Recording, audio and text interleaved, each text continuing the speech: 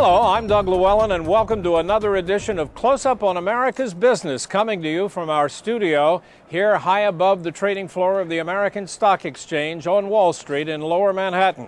And it is highly appropriate that we are here today because our guest has a very interesting relationship with this building, as well as with many of the other most familiar buildings and famous buildings throughout the greater New York area, all the way from Manhattan even to Atlantic City.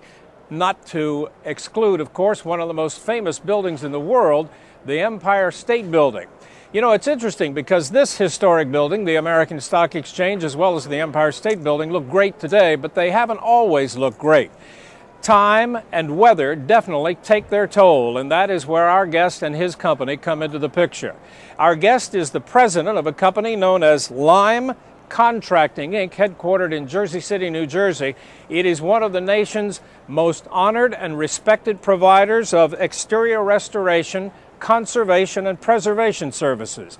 It is a fascinating story, and we are pleased to welcome him now.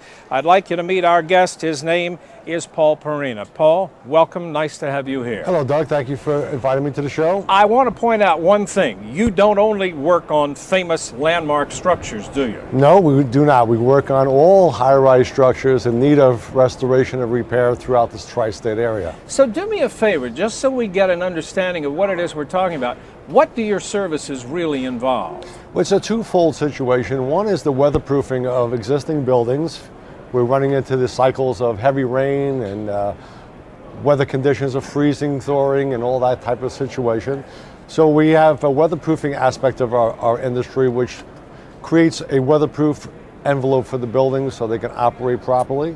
Also, we have a hazardous conditions of buildings that bricks are falling, or there's gargoyles or decorative items on the building that need repair. We also clean the buildings to restore them back to their original nature, which is a craft that is trained by very select people in our industry. So it's a wide variety of services you provide. You know, it's interesting. We're here in the Amex. You're very familiar with this building. Very familiar. Because you did restoration work on this. We did all three buildings here at the American Stock Exchange. When you're doing this kind of work, is it always possible for you to get the building looking exactly the way it did before? I mean, do the colors match, or do you have to put more exterior surface on to get it back to that? Very good question, Doug.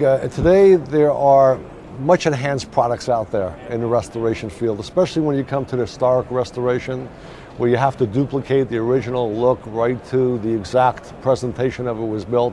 There are products out today that can mimic the color and also mimic the repair aspects of the building, so you can actually get the buildings back to almost exact aesthetical look as they were when they were first built.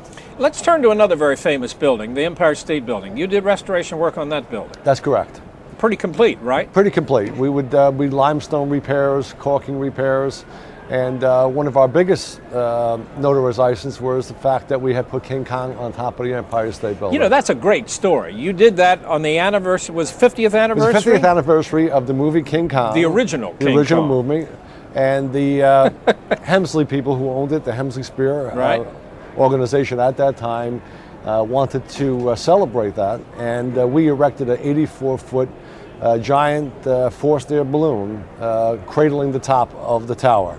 Whenever anybody asks me if I know people to help restore, I always give them Lime's name. Besides trusting him, which is very, very big in any owner-contractor relationship, we just like each other. You know, he understands where I'm coming from, I understand where he's coming from. His workers have always been very respectful, and we've always tried to work together. The best type of situation in any relationship is a win-win situation, and I feel that that's the way it is with Lime. I should point out, I know you're a very strong supporter of the union, you're very involved with the union, and all of your whole staff, they're all union guys, correct. Right? Talk to me about the training program that you do for your restoration workers. The young men today can learn on how to operate a scaffold, how to be able to work and perform above the ground, above a pipe scaffold situation. Again, don't forget, we are performing live over the public, and you have to have a certain amount of degree of training, and not only in heights, but in safety, but also in the application of doing the work also. So we are a big part of training, on hands-on training, along with the union collaboration, to be able to get a worker that is a safe worker, a knowledgeable worker, and a craftsman at the same time. You know, you just mentioned safe worker. I know that safety is a real critical factor in your work, and that your company really has an exceptional safety record, and that much to your credit. Right? Well, we take a lot of pride in what we do, Doug, and again, as I mentioned before, we are performing above the public. I'm a licensed rigger in New York City. You have to be licensed, be trained to be able to, and your workers have to be trained to erect this type of scaffolding over public areas that people are going come to and from work on a daily basis. So that we take a lot of concern with, because the hardest part is to get to the location where the work has to be performed, and that we take a lot of pride in. I myself worked on scaffolding, and we would not want to put anybody in our company in harm's way of anything that we don't have total control of or total education of. Let me ask you about competition. I mean, there are other companies that do this. I pointed out you're certainly one of the most respected and highly regarded in this field. What do you think it is that sets your company apart from I think what sets us apart from other companies in our field is the years of knowledge of the components of the buildings today. You're always retraining people because of the talent. You know, years ago, the older generation had talents that sometimes don't exist today. And that's what we're teaching them. How to do repairs with stone, how to replicate an historic building. There's a lot of talent that's involved, a lot of training that goes involved. And to some degree, we take a lot of pride in our knowledge of buildings, our ability to replicate historic buildings, and train our people in that respect, so they're all around safe individual, talented individual, and multifunctional on a scaffold.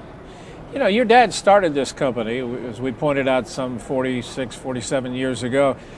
Where did he learn how to do this? He was a merchant marine in World War II, and on the ships there was very similar ship maintenance that you perform on buildings today, which of course have the rigging with bosun's chairs and the scraping, the I understand that's hard to equate working on a ship, which is all steel, you know, to a building, which is concrete your or wood rigging or whatever. aspect of it, Doug, is very instrumental, because the ship mast, you are always going to climbing. There was always climbing. There would be bosun's chairs on the outside of the ships down to where you were hitting the water and below grade.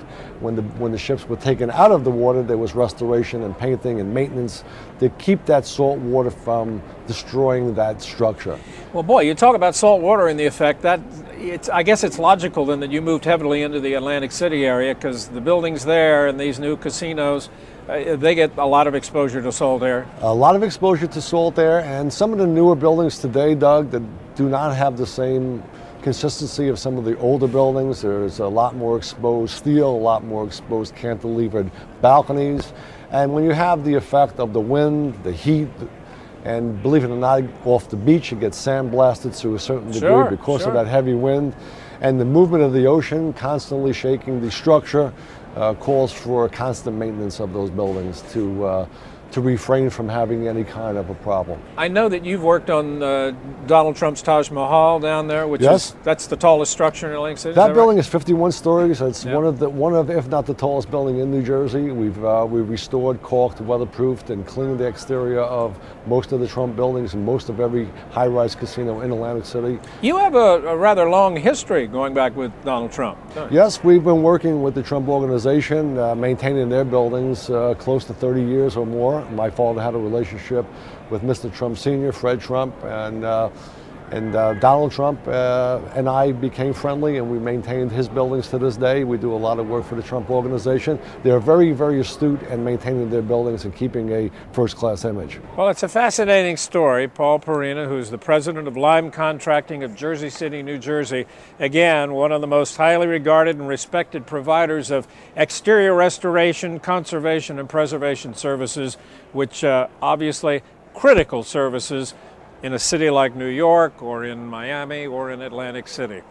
Paul, thanks very much for being with us. Thank you very much, Doug. For that'll wrap it up for this edition of Close Up on America's Business. I'm Doug Llewellyn, thanking you for joining us. We'll see you next time.